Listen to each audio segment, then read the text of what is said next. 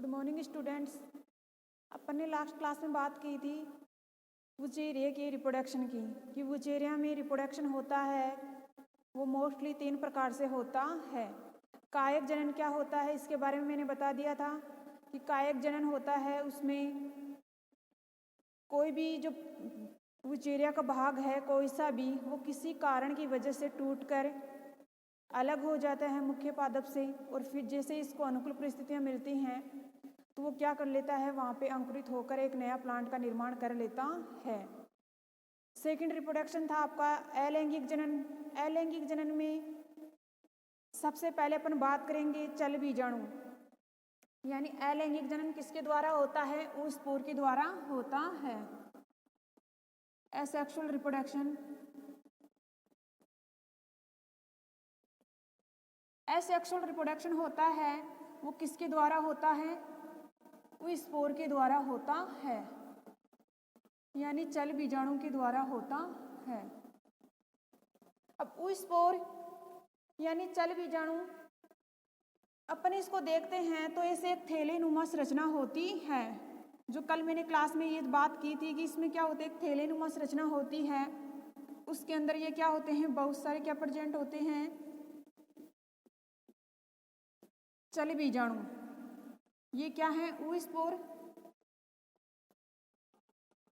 और ये क्या है, धानी है। इसको बोलते हैं चल बीजाणु धानी।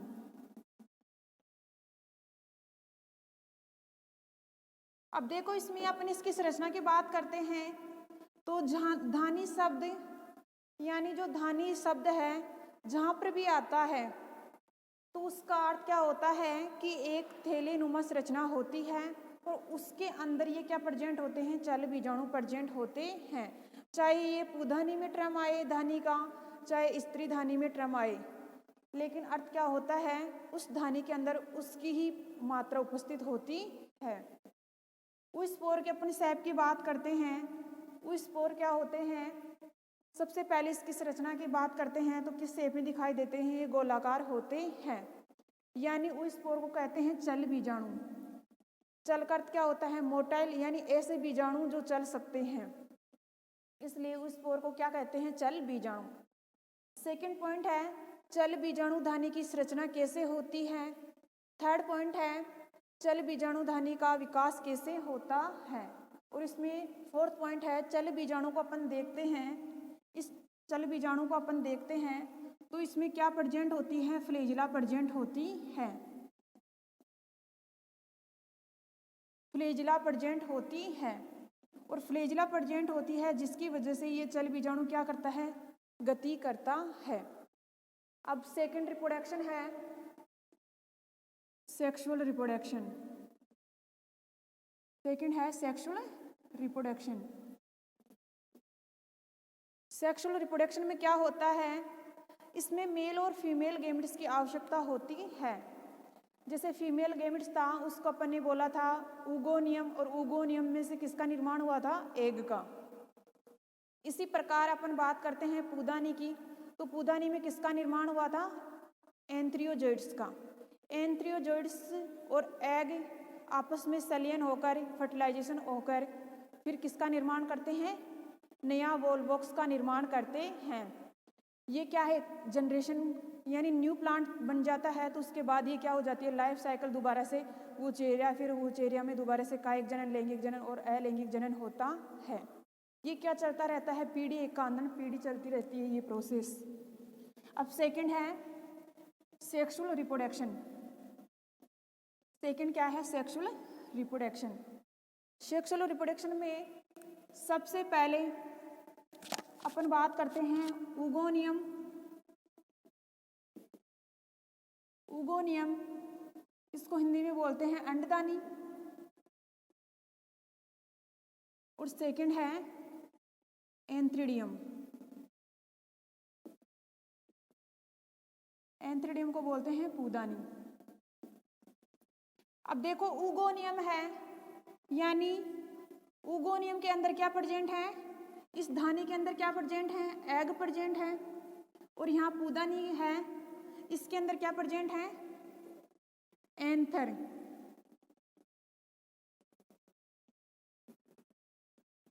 क्या प्रेजेंट है? एंथ्र प्रेजेंट है। अब ये एग और एंथ्र एक ही शाखा पर उपस्थित होते हैं। कल वोल्वोक्स की अपन के संरचना के बारे में बात कर रहे थे, तो इस प्रकार की वो संरचना आई थी वोल्वोक्स की। यानी किस शेप में होता है? वोल्वोक्स तंतुनुमा होता है और एक ही शाखा के ऊपर उगोनियम और पूदानी दोनों उपस्थित थे। एक ही शाखा के ऊपर पूदानी और अंडधानी दोनों उपस्थित थे। यानी ये किसकी स्ट्रक्चर थी? वुचेरिया की स्ट्रक्चर थी ये। लेकिन वुचेरिया की जो शाखा थी उसके ऊपर पूदानी और स्त्रीधानी दोनों एक ही तंतु यानी एक ही शाखा पर उपस्थित थे। अब यहाँ पे पूदानी और अंडधानी में तो किसका निर्माण हो गया? एग का निर्माण हो गया। और इस पूदानी में किसका निर्माण हो गया? एंथ्र का निर्माण हो गया। और एंथ्र का निर्माण होता है तो वो एंथ्र क्या कहलाता है? एंथ्रियोजोइड्स। क्या कहलाता है? एंथ्रियोजोइड्स। ये पूदानी है और पूदानी के अंदर किसका निर्माण हुआ है? एंथ्रियोजोइड्स का। एंथ्रियोजोइड्स क्या होते हैं? फ्लैजिला युक्त होते हैं। क्या होते हैं? फ्लैजिला युक्त होते हैं। अब इस शाखा को अपन रिप्रोडक्शन देखते हैं कैसे होता है कि अंडधानी में जो अंडधानी के पास ये एंथ्रियोजोइड्स कैसे आता है और फिर आता है तो कैसे अंडधानी में एंट्री करता है, यानी कैसे अंडधानी में प्रवेश करता है। प्रवेश करता है तो अंडधानी का जो एग है उससे सलियन होगा और सलियन होने के पश्चात 2n स्टेज बनेगी। 2n से फिर धीरे धीरे क्या होगा? सिनगेमी प्रोसेस होगी, यानी दोनों के क्या हो जाएंगे? 2n में दोनों के न्यूक्लियस जुड़ेंगे। उस कंडीशन को कहेंगे अपन सिनगेमी। सिनगेमी के बाद धीरे धीरे उस पर क्या होगा? अंकुरित होगा। अंकुरित होने के बाद देखो अब इसमें क्या आया है? सुप्त अवस्था। वुचेरिया है वो सुप्त अवस्था में चला जाता है। यानी जो 2n अवस्था है और 2n अवस्था से किस में जाता है? ऊस्पोर में। किस में जाता है? ऊस्पोर में। तो वहाँ पे वो सु अवस्था में चला जाता है, सुप्त अवस्था में। सुप्त अवस्था का क्या होता है कि वो रेस्टिंग पीरियड में चला जाता है और वहाँ पर वो टाइम, जिनकी जो टाइम होता है फिक्स अंकुरित होने का, वो टाइम वहाँ से पूरा लेके फिर वहाँ से वो अंकुरित होता है। यानी उसको पूरा टाइम चाहिए तभी वो अंकुरित होता है। तो रेस्टिंग पीरियड में चला जाता है, उसको बोलते हैं सुप्त अवस्था, यानी विश्राम अवस्था में चला जाता है। अभी इसको अपन देखते हैं कि पूदानी और अंडदानी में कैसे निर्माण होता है एग का और एंथ्रियोजोइड्स का।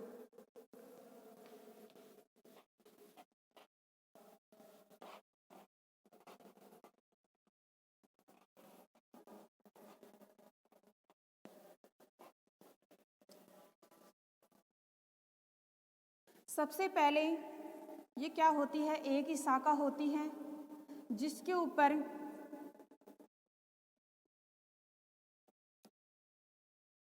एंथ्रिडियम है, ये मैच्योर हो जाता है, यानी सबसे पहले बनता है एंथ्रिडियम और यह है अंडधानी।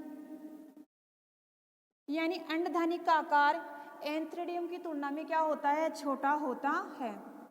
क्या होता है? छोटा होता है। यानी एंथ्रिडियम का जो आकार होता है वो बड़ा होता है, अंडधानी का आकार होता है वो छोटा होता है।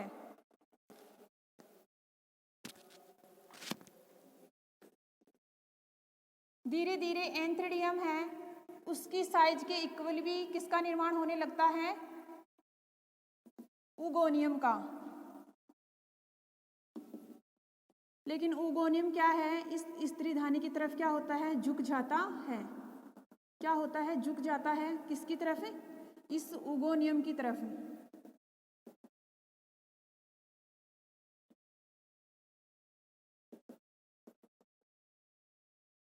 अब इसमें क्या होता है? जैसे ही एंथ्रिडियम क्या होता है? परिपक्व होता है।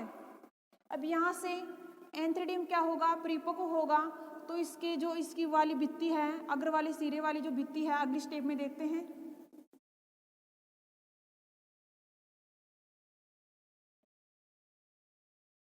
जो अग्र वाली भित्ति है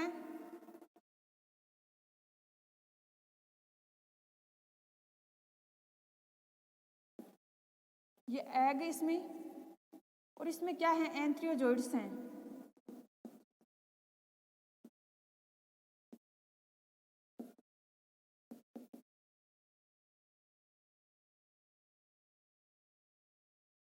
अब ये एंथ्रियोजोइड्स, इस उगोनियम के पास क्या रहता है, एक छिद्र रहता है, पोर रहता है।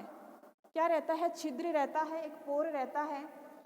जैसे ही इसकी क्या होगी, एंथ्रियोजोइड्स एंथ्रिडियम में अच्छी तरह से परिपक्व हो जाते हैं तो आकार आकृति की क्या होगी, साइज बढ़ेगी, जिससे जो अंडदानी है, ये सॉरी जो पूदानी है, इसकी भित्ति पर क्या पड़ेगा, दबाव बढ़ेगा, जिसकी वजह से पूदानी की भित्ति है, पूदानी की जो भित्ति है वो फटने लगती है, जिससे अग्र वाले भाग से वो अग्र वाला भाग है वो फट जाता है, जिससे एंथ्रियोजोइड्स क्या होते हैं, इस पोर के द्वारा एग सेल के पास आ जाते हैं। ये पोर होता है, ये किस में होता है, उगोनियम में। किस में होता है, उगोनियम में होता है। इस पोर के थ्रू ये जो एंथ्रियोजोइड्स हैं कहाँ आ जाते हैं, उगोनियम के पास आ जाते हैं और उगोनियम के एग से संलयन हो जाते हैं। उगोनियम से संलयन होने के पश्चात ये क्या होते हैं, यहाँ पे एक परिपक्व किसका निर्माण कर लेते हैं, उस स्पोर का निर्माण कर लेते हैं।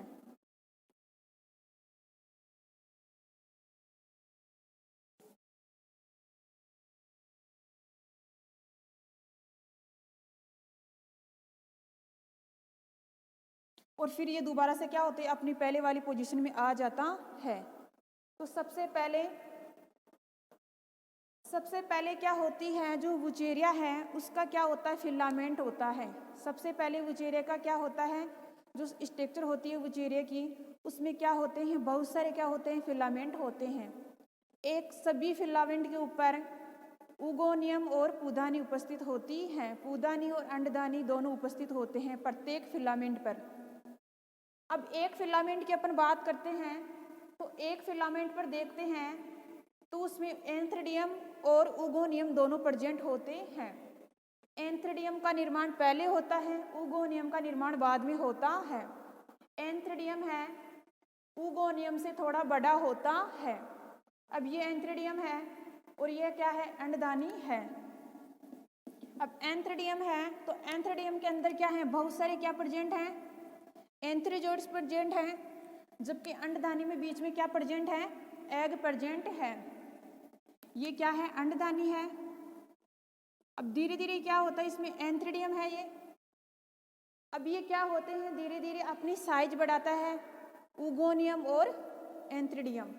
उगोनियम और एंथ्रिडियम डिवीजन करेंगे तो इसके अंदर जो एंथ्रियोजोइड्स हैं, एंथ्रियोजोइड्स और एग है, उसकी भी साइज क्या होगी, बढ़ेगी।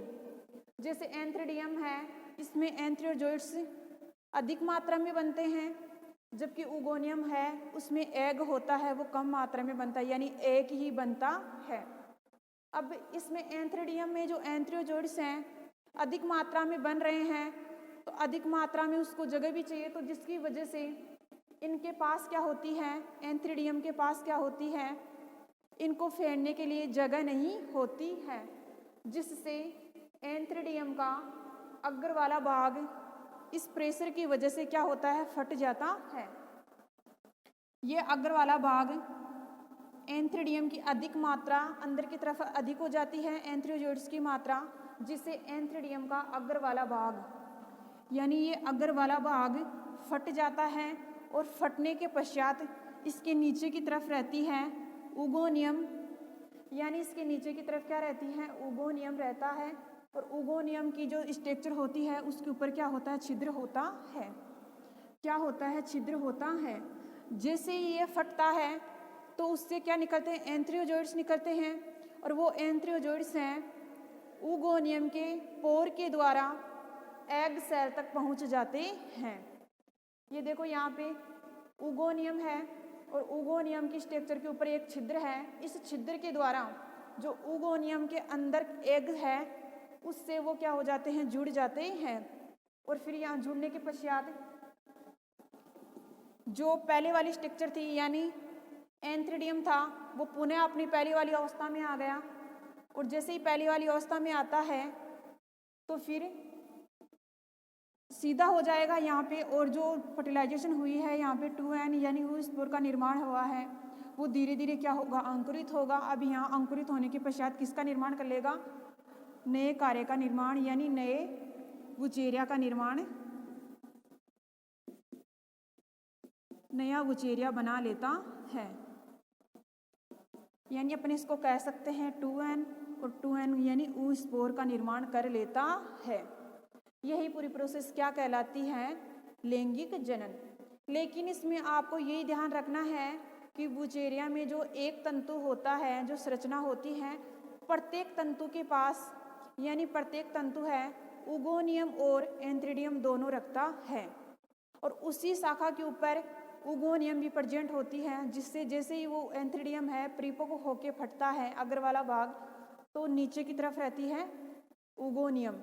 नीचे की तरफ क्या रहती है, उगोनियम, जिसके ऊपर क्या होता है, छिद्र होता है। और जैसे ही वो एंथ्रीडियम बाहर निकलते हैं तो कुछ एंथ्रियोजोइड्स इस पोर के द्वारा यानी इस छिद्र के द्वारा अंदर प्रवेश करके उगोनियम के एग सेल के साथ जुड़ जाते हैं, और यही प्रोसेस क्या कहलाती है, फर्टिलाइजेशन। यही प्रोसेस क्या कहलाती है, fertilization. Male and female gametes का फ्यूज होना ही क्या कहलाती है, फर्टिलाइजेशन। और फर्टिलाइजेशन होने के बाद ये एग है धीरे धीरे किस में चेंज हो जाएगा, जू स्पोर में, ये ऊ स्पोर में चेंज हो जाएगा। ऊ स्पोर में चेंज हो जाएगा तो फिर ये जो पहले वाला एंथ्रीडियर्स है ये अपनी पहले वाली अवस्था में आ जाता है। अब इसका पढ़ेंगे अपन लाइफ साइकिल।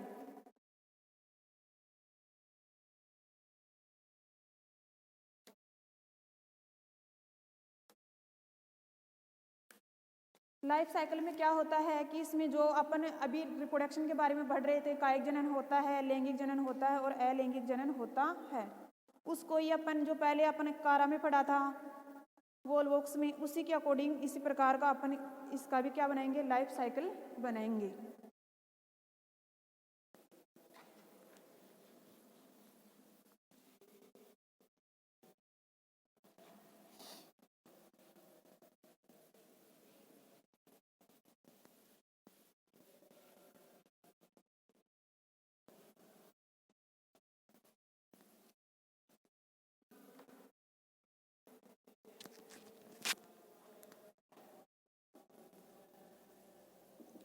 वुचेरिया है सबसे पहले। अब वुचेरिया में रिप्रोडक्शन होता है लैंगिक जनन, तो सबसे पहले अपन बात करते हैं लैंगिक जनन की। तो लैंगिक जनन दो प्रकार से होता है, एंथ्रीडियम से और एक होता है एंथ्रीडियम, एक होता है उगोनियम।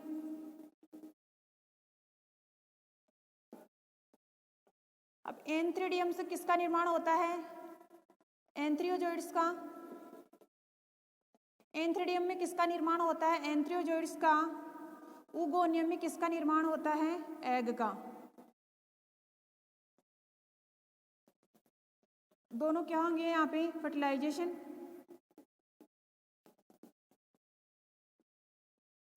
दोनों में क्या होगा, फर्टिलाइजेशन होगा। यानी अपन कह सकते हैं यहाँ पे 2n होगा, और 2n से किस में चेंज होगा, सिनगेमी में। सिनगेमी में चेंज होने के पश्चात इसमें क्या होगा,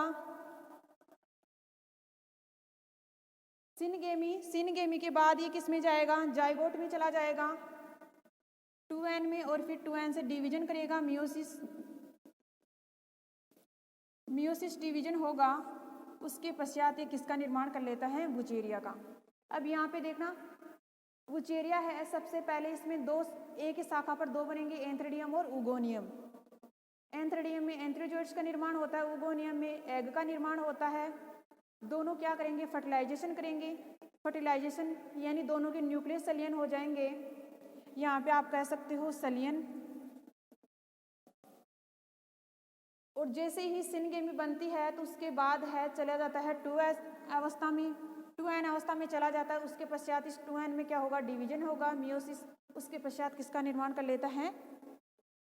वुचेरिया का, यानी नया वुचेरिया का निर्माण कर लेता है। यह है सेक्सुअल रिप्रोडक्शन।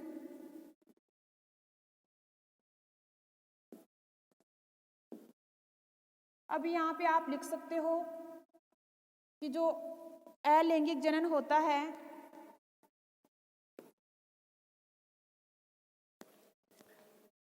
वो किसके द्वारा होता है? चल बीजाणु के द्वारा। किसके द्वारा होता है? चल बीजाणु के द्वारा।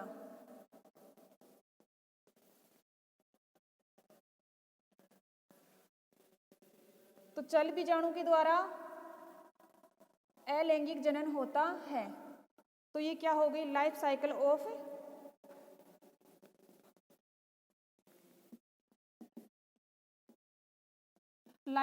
Of Wuchereria. वुचेरिया की लाइफ साइकिल। देखो लाइफ साइकिल में आपको रटना है ही नहीं, लास्ट में अगर टाइम रहता है तो आप उन्हीं शब्दों को इस चित्र के द्वारा जोड़ना है। लैंगिक जनन तो है, सभी में प्रोसेस इक्वल चल रही है। तो जैसे पहले कारा का वोल्वोक्स का बनाया है अपने, उस हिसाब से बन जाता है और उसी हिसाब से अलैंगिक जनन होता है। तो इसमें क्या होता है? ये लाइफ साइकिल है शैवालों की क्या होती है? मिलती जुलती होती है। किसी में कायक होता है तो किसी में अलैंगिक होता है। अगर यहाँ पे कायक होता तो आप कायक भी दर्शा सकते थे, लेकिन यहाँ पे कायक जनन को डिवाइड नहीं किया गया है। परिभाषा दी है कि कायक जनन इनके द्वारा हो सकता है। उसके बाद है लैंगिक जनन। अलैंगिक जनन है वो चल बीजाणु के द्वारा होता है या अचल बीजाणु के द्वारा होता है। उसके बाद अपन एकाइटिन के द्वारा भी होता है। कुछ जातियां होती हैं उसमें एकाइटिन के द्वारा भी होता है। किसके द्वारा होता है? एकाइटिन के द्वारा भी जनन होता है। लेकिन वुचेरिया की जो मोस्टली जो से एग्जाम्पल होते हैं वुचेरिया की जातियों में, वो अलैंगिक जनन किसके द्वारा करती हैं? ऊस्पोर के द्वारा करती हैं। और कुछ जातियां करती हैं एकाइटिन के द्वारा भी करती हैं और सेक्सुअल रिप्रोडक्शन भी करती हैं। इस प्रकार ये आपका टॉपिक वुचेरिया का कंप्लीट हो गया। नेक्स्ट क्लास में अपन पढ़ेंगे एक्टोकार्पस, यानी इस सेकंड यूनिट का लास्ट टॉपिक है एक्टोकार्पस। 3 तो अपन पढ़ लिए, कारा, वोल्वोक्स और वुचेरिया। एक और पढ़ेंगे एक्टोकार्पस। वो एक्टोकार्पस है, ये तीनों तो किसके सदस्य थे? क्लोरोफाइटा के सदस्य थे। तो इसमें तीनों में क्या होती हैं? सिमिलर बातें पढ़ के आ रहे थे अपन, और सिर्फ डिफरेंस भी किसका रहा है? इनकी संरचनाओं का। जबकि जनन है, अलैंगिक जनन है, ये तीनों में क्या है? इक्वल हो रहे हैं, लेकिन जो संरचना है उसके आधार पर अपन इनको अलग अलग क्लासों में रखा गया है। संरचना वोल्वोक्स की अलग संरचना थी, वुचेरिया की अलग थी और कारा की अलग थी। लेकिन जो इनकी करेक्टर की बात करते हैं तो करेक्टर क्या है? क्लासिफिकेशन इनका सेम है, प्राप्ति स्थल सेम है, और इनका जो जनन की प्रोसेस है, लैंगिक जनन की, अलैंगिक जनन की और कायिक जनन की, ये प्रोसेस क्या होती हैं? सेम होती हैं। मोस्टली लैंगिक जनन तो तीनों में क्या मिल रहा है? इक्वल मिल रहा है। अलैंगिक जनन है वो थोड़ा डिफरेंट है और कायिक जनन भी क्या है? थोड़ा डिफरेंट है। लेकिन लैंगिक जनन क्या है? तीनों में क्या है? इक्वल ही है। अब नेक्स्ट पढ़ेंगे अपन एक्टोकार्पस। ठीक है।